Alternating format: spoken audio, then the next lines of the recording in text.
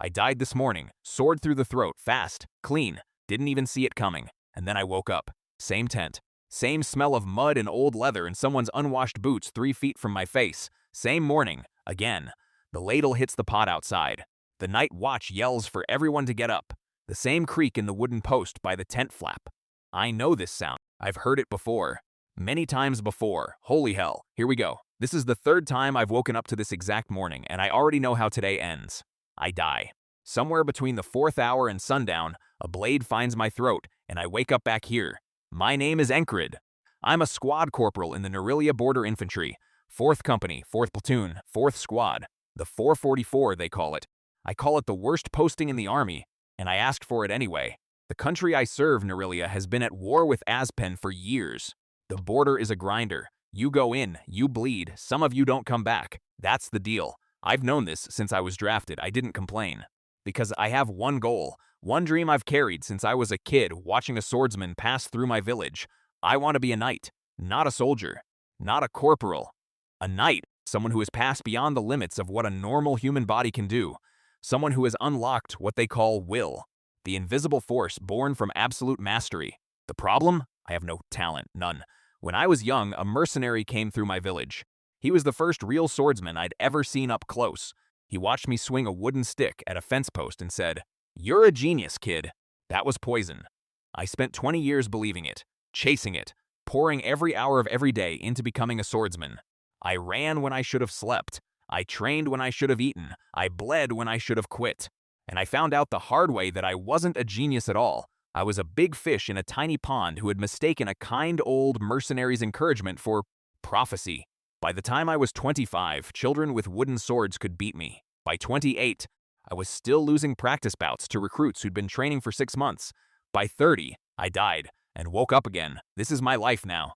Every day I wake up to this morning, I go to the battle line, I die, and I start over. But here's the thing nobody told me about dying over and over again. You keep everything, every memory, every callus, every reflex carved into muscle through pain and failure and trying again. The day resets. My body doesn't. That should scare me. It probably should drive me insane. Instead, the moment I understood what was happening, I felt something I hadn't felt in 20 years. Hope. Let me take you back to the start. The first time I died, I didn't even understand what had happened.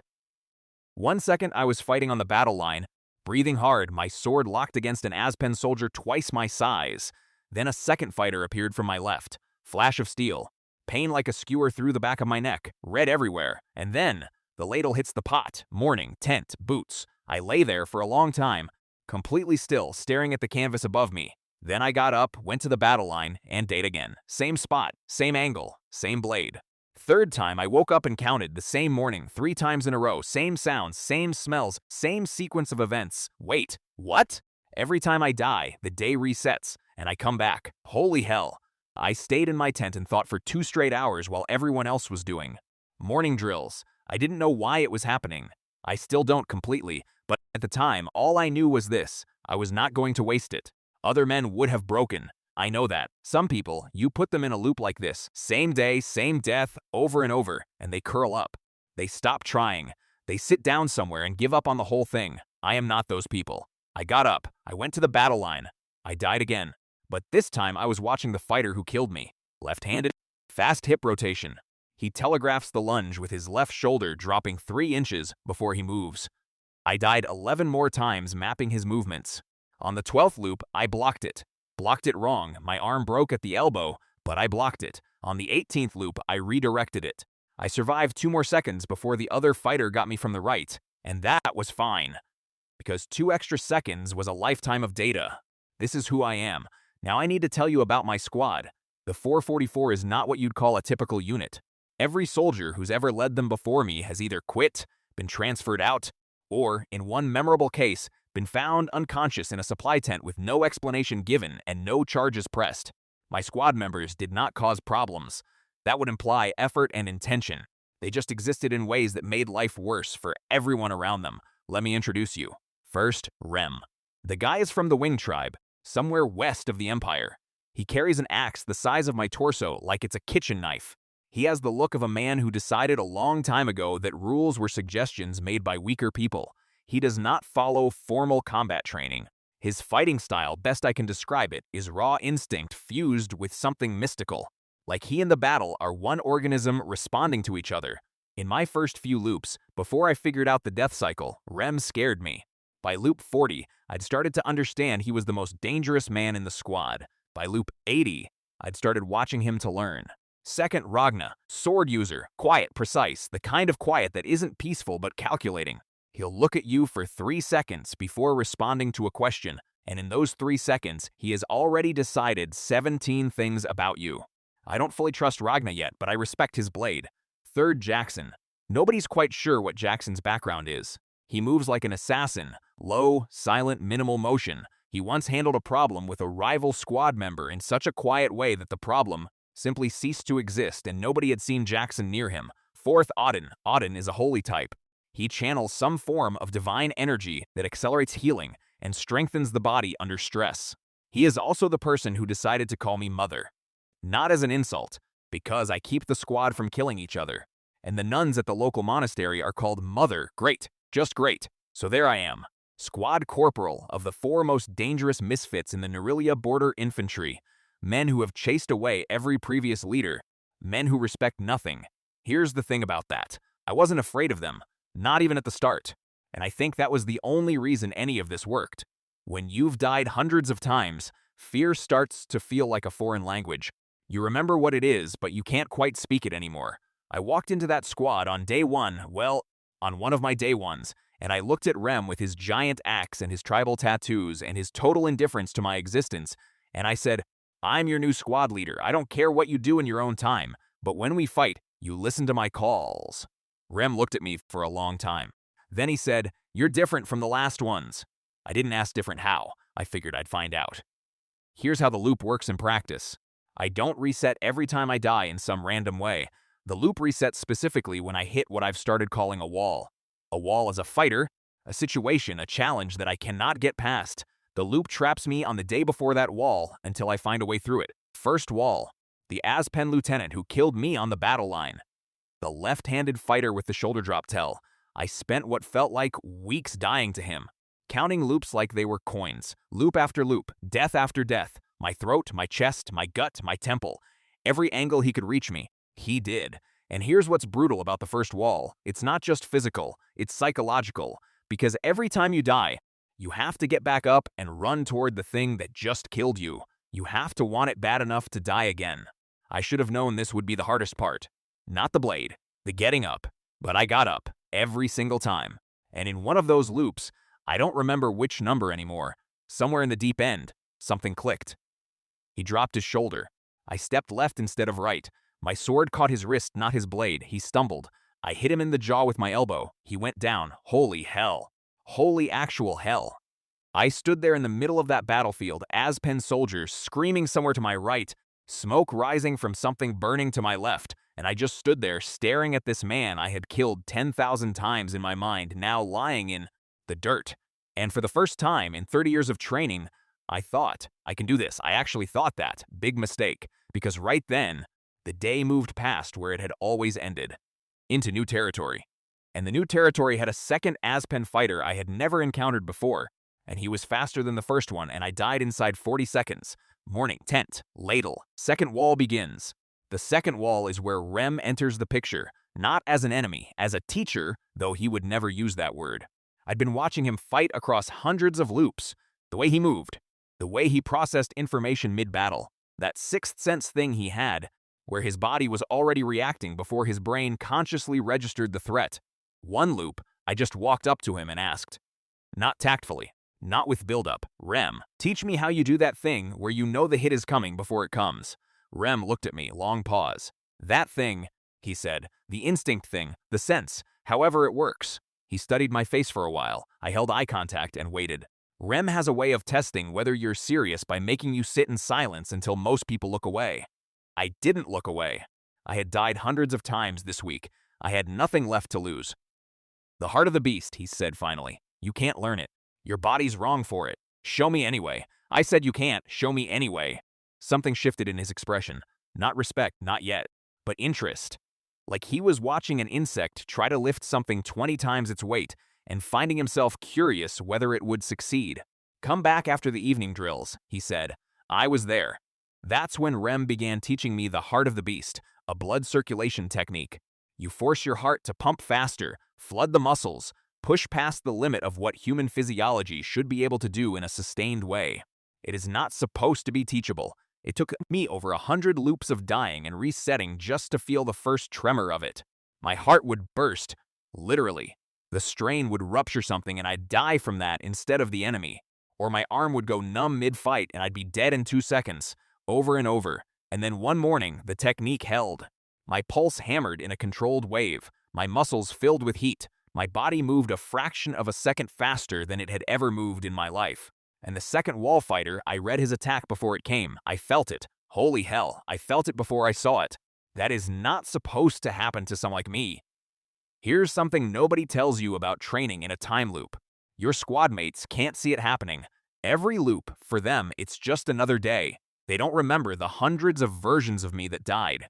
They just see the me standing in front of them right now. So when I started coming back from the battle line in increasingly functional shape, blocking things I shouldn't be blocking, surviving exchanges I'd never survived before, they noticed. Rem noticed first. He didn't say anything. Just watched me with that flat expression of his that means his brain is working at full speed behind it. Ragna noticed second.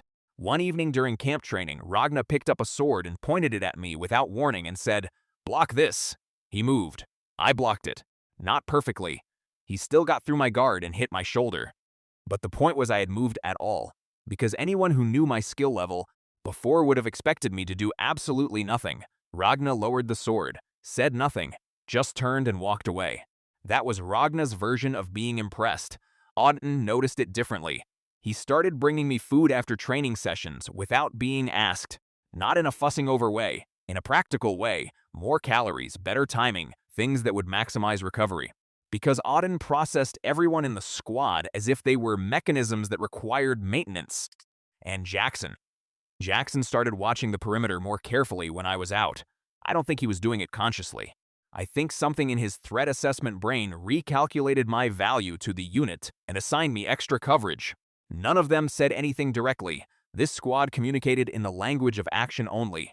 But for the first time in my loop, for the first time, maybe since the whole thing began, I didn't feel like I was doing this alone. That hit harder than I expected. The third wall nearly broke me. Not physically. The third wall was a swordsman, not an Aspen soldier, a mercenary who had been hired by someone, I never found out who, in these early loops, to take out specific targets on the Nerelia side during the chaos of battle. He was surgical, no wasted movement. Every cut was a decision. This man had a technique I'd never seen before, a sword rhythm. He moved in patterns so refined that fighting him was like fighting music. Every attack led into the next, and if you responded to the first, you were already inside the trap of the second.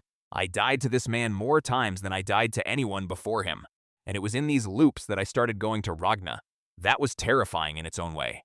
Ragna didn't open up easily. He trained alone.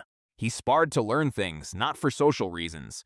But I came to him after one particular loop where the mercenary had dismantled me so completely that I died in 5 seconds, and I didn't even understand how. And I said, "Teach me what you know about sword rhythm." Ragna looked at me. Then he looked at the training post behind me that I'd been hitting for the past hour. "You're reading rhythm wrong," he said. "You're looking at the blade. You should be reading the torso." "Show me." He showed me. It took another 40 loops before I could interrupt the mercenary's rhythm, but I got there. The third wall fell, and something else fell with it. For the first time since the loop began, Ragna started including me in his evening blade work sessions. Not as a student, formally. Just. He stopped turning away when I approached. He'd say something quiet about footwork or grip, unprompted. Things I could use. Ragna's version of friendship, sharing information that might keep you alive. I'll take it. I need to stop here for a second, because this story isn't just about getting stronger, and if I let you think it is, I'm not being honest with you. The loop is a curse. An actual curse. There's a magical amulet I carry. I received it from Valen, the mercenary who first taught me swords when I was young. And that amulet is what drives the reset. Someone designed this curse to destroy me. The intent is despair. The logic is clean. Put a man in a loop of dying. Make him face walls he cannot pass. Eventually, one of those walls will break him, and instead of trying again, he'll just sit down in the dirt and choose not to get up. Most people would break. I understand that. I am not saying I'm stronger than those people. I'm saying the person who cursed me made one mistake. They didn't understand what I wanted badly enough. I want to be a knight, not famous, not powerful for its own sake, not revenge on anyone, a knight. Since I was 9 years old, watching Valen move through the evening air with his sword like it was a conversation he was having with the world, I have wanted nothing else. You can't break someone with death loops when death is just another training session for them. That's my secret, but it costs something. The nights are hard. In the tent, while everyone else sleeps, I lie awake and count the loops I can remember. The deaths. The pattern. I watch the number grow in my head like a ledger. Hundreds. Getting toward thousands. Days I'll never get back because they keep resetting. Conversations that go away at midnight. Sometimes Rem will say something halfway through a loop that matters. Something real and human beneath all the tribal toughness, and I know that when I wake up tomorrow, he won't remember having said it. It'll be gone, and I have to act like I don't remember either. That's the loneliest part. Holy hell, that's the loneliest part. But I get up every morning because the alternative is giving the thing that cursed me what it wanted, and I am not going to do that. Something shifts around chapter 22. The walls are not coming every day now. I've cleared enough hurdles that the loop is giving me room to breathe. Days pass without reset. Real days, sequential, one after another, in a way I haven't experienced in a very long time, and that gives me something new to worry about. My rank, because Enkrid, the squad corporal of the 444, is not technically qualified for most of the opportunities I need to advance toward knighthood. Knights are not just skilled fighters, they are recognized, promoted, certified through the military hierarchy. And I am still a base-rank infantryman with a reputation for leading a squad of lunatics. There is a promotion test, a formal assessment where you fight 3 opponents in sequence, no rest between rounds, and the evaluators score your technique and combat capability. I sign up. The day before the test, Rem finds out. He says nothing, but the next morning he's at the practice area, an hour before me, just already there, already working. He doesn't acknowledge me when I arrive. But he's there. Ragna is already there too, his version of saying good luck. I take the test. First opponent, I'm done in 40 seconds, not close. Second opponent takes longer. He's got a hammer technique I haven't seen. I eat 2 hits. But I stay on my feet and I take him down. Third opponent, faster than the second. This should be where it falls apart. But it doesn't, because somewhere in the 100+ loops of fighting people better than me, my body has developed something I didn't plan for. Pattern recognition so deep it's become instinct. He feints left, I was already sliding right. He commits high, I was already going low. We exchange 4 strikes, and on the 5th he overextends and I put him on the ground. The evaluators are very quiet. Then someone in the crowd says, "Where did this guy come from?" I'm promoted, from base rank to high rank. Several divisions sends me transfer offers afterward. I turn all of them down. I'm staying with the 444. Rem doesn't react when I tell him. But 2 days later, there's an extra portion of food outside my tent. That's from him. I know, because there's an axe nick in the edge of the bowl. The promotion makes things harder in a different way. Higher rank means more visibility, more responsibility, more people trying to figure out what I am and whether I'm a threat to their position. There's a captain above me. I'll call him the smug captain with the gold-trimmed pauldron, because that's the only way I can describe someone who polishes his rank insignia after every meal, who decides immediately that I am a problem to be managed. He sends the squad on worse assignments, riskier perimeter checks. Night patrol in zones that have a suspicious amount of crossbow activity. I run every one of them. Jackson, on one of these night patrols, falls into step beside me and says without preamble, "The captain with the shiny shoulder piece wants you to fail one of these." I know. Rem wants to solve it with an axe. Tell Rem no. Silence. "You're going to solve it differently," Jackson says. "I'm going to outlast him." Jackson is quiet for another moment. Then, that's more terrifying, honestly, and I think he meant it as a compliment.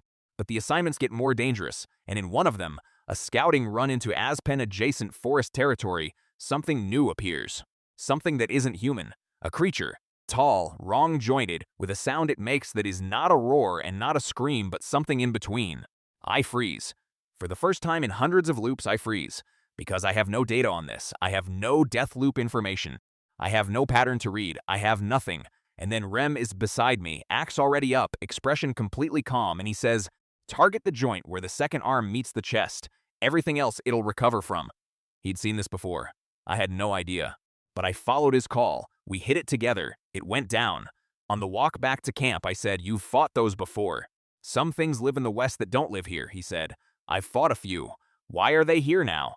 Rem was quiet for a long time. "That," he said, "is a better question." And that's when the real problem started. The fourth wall is the worst one yet.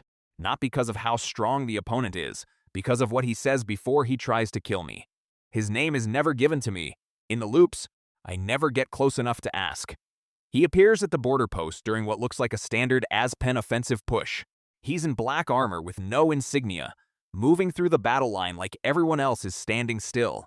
He doesn't fight like a soldier. He fights like something given a human shape and pointed at a target. The first time he reaches me, he pauses, looks at me, says, "You're the one who keeps coming back." My blood turns cold. Wait, what? He knows about the loop. He knows I reset. He knows I've been here before. That is not supposed to be possible. No one knows about the loop. No one can see it. It's entirely internal. I carry the memories. Nobody else does. But he looked right at me and said that, and then he killed me. Morning, tent, ladle. I lay there for a long time. Then I started planning. He knows. Someone knows. Which means the curse isn't as invisible as I thought. Which means someone, something, has been watching. And that someone sent this man to end the loop in a more permanent way. Are you kidding me?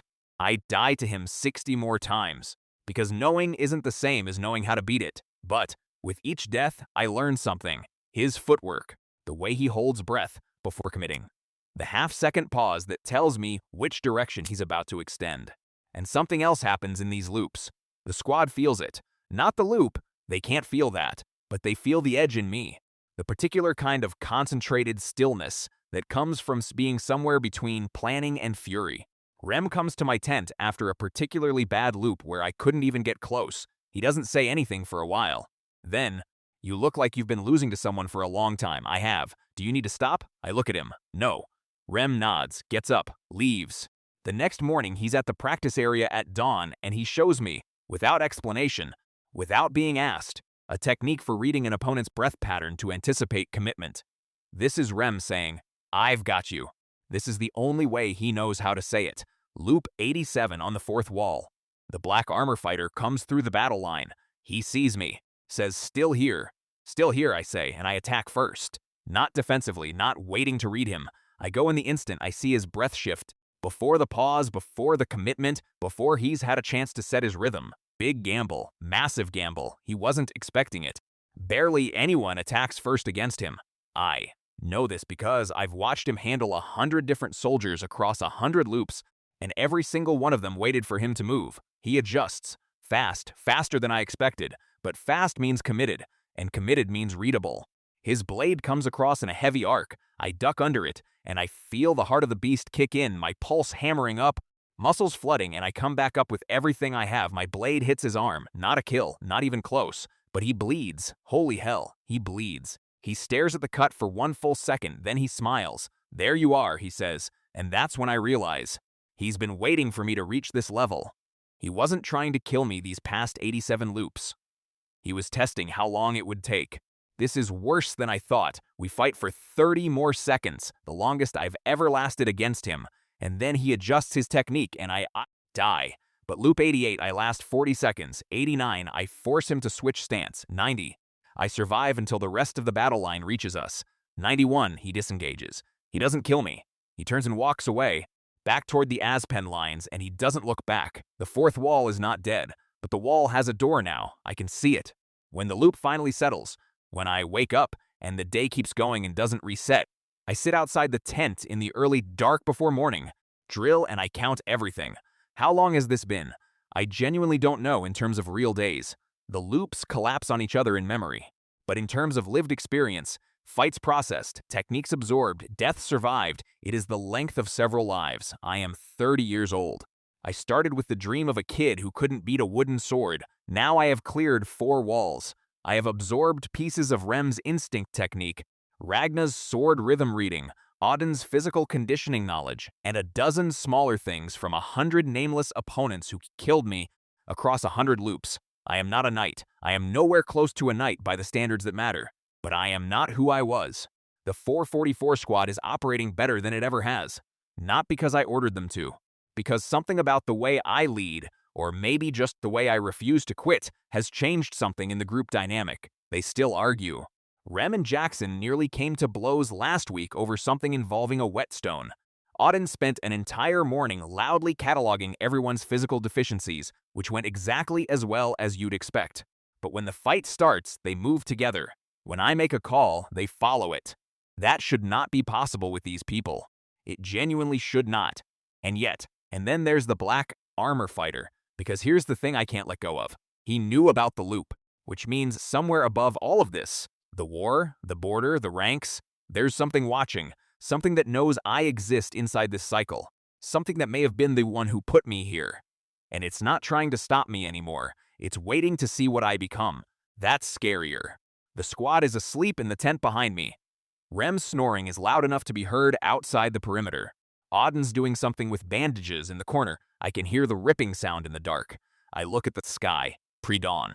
The kind of quiet that only exists for about 15 minutes before the world wakes up and gets violent again. I think about Valen, the mercenary who called me a genius, who gave me the amulet that cursed me without knowing what it was. I think about the black armor fighter's smile. "There you are," he said, like he'd been waiting, like this was the beginning, not the middle. Like everything I've done, every death, every reset, every technique carved into my bones across hundreds of loops, was the opening move of something much bigger. My hand finds the hilt of my sword in the dark. I'm still here, I'm still trying, and tomorrow, someone is coming for me. Not the black armor fighter. Something else. Something the smug gold pauldron captain has been quietly arranging for the past 2 weeks. Convinced that the next assignment he sends me on will finally be the one I don't come back from. He has no idea what I've been through. Big mistake. The morning comes, same ladle, same pot, but this time I don't wake up confused, I wake up ready. And the order is already on my tent flap when I push it open. Transfer assignment, solo recon into the Aspen Vanguard Forest. No backup. No return window given, I read it twice. The smug captain's seal at the bottom. I fold it, put it in my pocket, look at the sky. All right. I say to no one, let's see how this one ends.